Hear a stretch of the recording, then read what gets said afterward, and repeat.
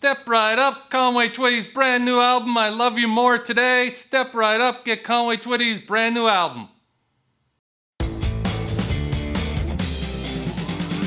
Welcome to Music Detectives, I'm Detective Tom. Conway now has some #1 hits in country music and is gaining respect as a country star. It's 1969 and Conway's looking to keep the streak going as the decade comes to a close. So let's dive into his next album and the story behind its title song. And now, a Music Detective song story. I Love You More Today. It was written by a friend of yours. Yeah, L.E. White. L.E. White, yes. L.E. is the general manager of Twitty Bird Music, my publishing company, and a great friend of mine. And he writes a lot of songs for me, and this one particular song is one of my favorites. As Conway said, this song was written by L.E. White. White started his career in 1949, playing fiddle, bluegrass fiddle, for the Bailey Brothers. He would also play with Bill Monroe's Bluegrass Boys and Wilma Lee and Stoney Cooper's Clinch Mountain Clan. White wouldn't be remembered for his bluegrass beginnings, but mostly for his songwriting. In addition to writing I Love You More Today, he would also co-write other Conway tunes, including a Grammy-winning duet with Loretta Lynn.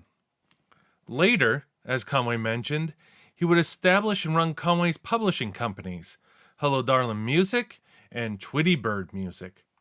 He would even join Conway as a minority shareholder in the Nashville Sounds, a minor league baseball team.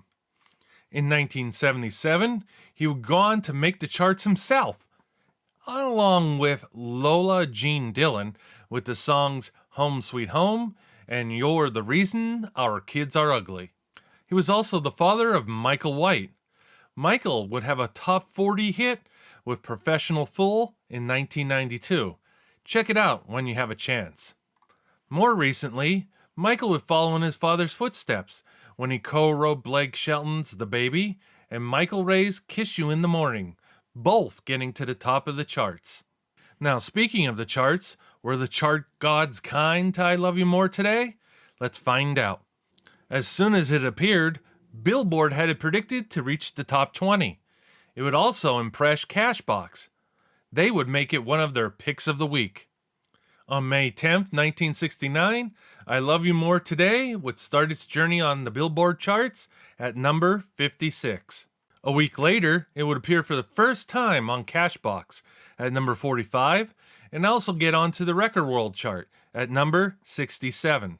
Throughout May and June, I Love You More Today would climb up the Record World chart. Then, July 5th, 1969, it got to the top, number 1. It spent a little more time climbing up the Billboard chart, but a few weeks later, it would find itself at number 1 on Billboard. While climbing the Cashbox chart, things started to expand.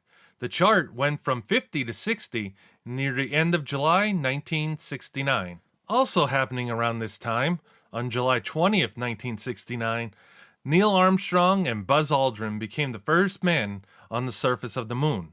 Conway would also get involved with the space program, but we'll save that story for another video. Whether with the chart expansion or maybe the space race, the momentum was lost. I Love You More Today would only peak at number 3 on Cashbox. Now it's time for a Music Detective's detailed inspection. First up, we're going to look at the lone single 45 release of the title track, I Love You More Today, and its powdered blue promo copy. If you've been following along, the deck of promo copies have all been pink up to this point. Now, we see a transition to using this powdered blue. Looking at the commercial copy, we'll check out the dead wax. We got this number 2 all by itself, letting us know that the pressing plant for this record was Pinckneyville, Illinois. We also see an 89 stamped all over the deck of lettering, probably just an internal number, most likely for a jukebox. The flip side is Bad Girl, which is from his previous album, Darling, You Know I Wouldn't Lie. Now let's take a look at the powdered blue promotional copy. This time we see a 1 all alone on the dead wax. This record was pressed in Gloversville, New York. Besides the change in color, not too much else has changed. The A in Decca is circled, indicating that this is the A side, and you can see the circle is gone as we flip this over. Now let's have a look at that album, but first, the reviews. Billboard would claim the album would be a sure shot. Cashbox stated it was a fine set packed with 11 strong vocals. And across the pond, Country Music People magazine would give the album 4 stars. Turning our attention to the cover, we see this stereo is now down by the Decca logo in white. Conway's relaxing with his guitar in the grass, and we have the list of songs off to the right. On the back, we have this heart design that seems to go with the theme of the 60s. Catalog number in the upper corner, songs and writers running along the side of the hearts, and a few paragraphs written up by Barbara Starling. Well, who was Barbara? Well, Barbara was a native of Nashville, was with Decca, then GM at Royal American Records, and was also the national sales manager for Nationwide Sound Distributors. She would also be a part of the Country Record Sales Council and a founding member of the Country Radio Seminar. In the picture, on her left are Jerry Seabolt and Tom McEntee, and on her right are Charlie Monk, yes, the one you heard on Sirius XM, and Biff Colley. Under Barbara's write-up on the album, we have the Conway Twitty National Fan Club information. Elizabeth Rich, president. Here's a picture of her with Conway. Also take note, we have our mysterious 998D printed on here, and there's a sample copy stamp off in the lower corner. We had a blue promo 45. Now we have a blue sleeve. Was there a sale on blue ink in 1969? Anyway, we have our arrow art, and on the back, once again, the colors are reversed.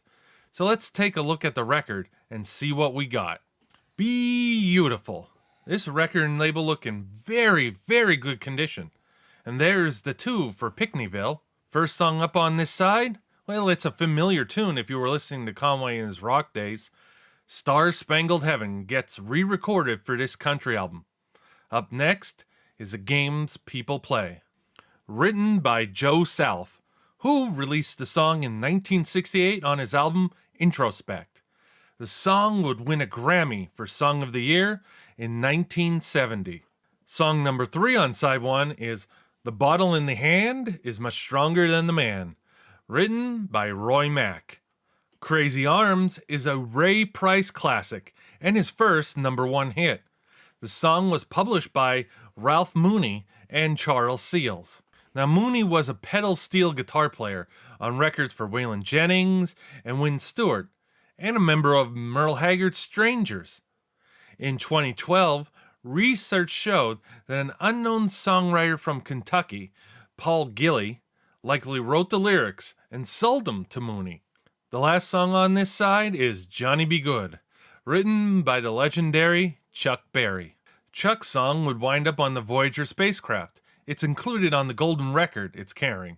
Both Voyagers have since left our solar system. Turning over to side 2, we'll capture the dead wax for you.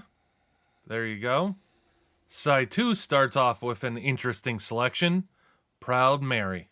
Written by John Fogerty and recorded by his band, Creedence Clearwater Revival, in 1968. So how did this song end up being covered by Conway? Well, Conway's kids were fans of the CCR song, so why not cover it, eh? A couple of years later, Ike and Tina Turner would also cover the song, taking it to number 4 in 1971 and winning a Grammy. The second song is I'll Share My World With You, written by Miami songwriter Ben Wilson. The song would be a big success for George Jones, who would use it as the title to his 1969 album. In third position, Heartaches by the Number, a Harlan Howard written tune. Harlan had just quit his job working in a printing company in Huntington Park, California, and made the move to Nashville thanks in part to this tune's success by Ray Price and Guy Mitchell. World of Forgotten People is the 4th song on side 2, written by the Decca doll Loretta Lynn. Loretta would write and sing the song in 1962. It would appear on her 1963 album, Loretta Lynn Sings. The last song on side 2 is One for the Money, written by Conway himself. Let's turn our attention to the magnetic tape. First, we'll look at the 8-tracks. First thing I see is that the color of I Love You More Today is no longer orange, but black. The songs are removed as seems to be the standard, and the Decca logo no longer has stereo written above it. Both of these 8-tracks have sure seen better days. You can see as we look at this one, some tape was used to keep the label from peeling off. Some of it did get away, mainly where the pink square Decca logo was and part of the catalog number. On the back we have the list of songs and someone's initials. This 8-track is the Decca Records release. This other 8-track is the club release. The biggest giveaway is the yellow background and the green arrow Decca logo. Again, we see the catalog number is missing, though we still see it has left its mark in the glue. And then the back still has continuing yellow and green theme. The tape looks good, the roller is fine, and the foam is still there too. Next up is the 4-track reel stereo tape. The cover seems to be following the record, except the logo is black with white letters and not white with black letters. Looking at the side, we see this plays at 3 3/4 inches per second. The catalog number is ST72-5131. The back loses the hard art and just has text. Inside, we see the previous owner, maybe for shipping purposes, added some tissue paper to keep the reel from moving around. So let's remove that. The reel has the standard white label with pink band, and per usual, we lose the 2 in our catalog number. The tape is trying to unravel. Let's ravel that back. Okay, and we see the whole tape. Nothing else is included in the box. So let's just stick this tape back on the reel and put this back. There we go. Now, ladies and gentlemen, the moment you've been waiting for. The clamshell cassette. Yay! Here it is, in all its glory. And it looks extremely good for its age. Following the 8-track theme, we got some green borders, and the I Love You More Today is black. There's a sticker that covers 4 sides of the cassette. The top has the Decca Arrow logo in pink. This side has the title, the Arrow logo, and the catalog number for the cassette, 735131. So the album is 7, 8-track is 6, reel is 7.2, and the cassette is 7.3. Now this side has the word Decca, catalog number, and title. And finally, the largest part on the back, it has the title, artist, producer, songs, and the Decca logo cassette. Let's press open to open this case and see what's inside. This is where the clamshell name comes from. It opens like a clam. And there we have the cassette. Let's take it out for a closer look.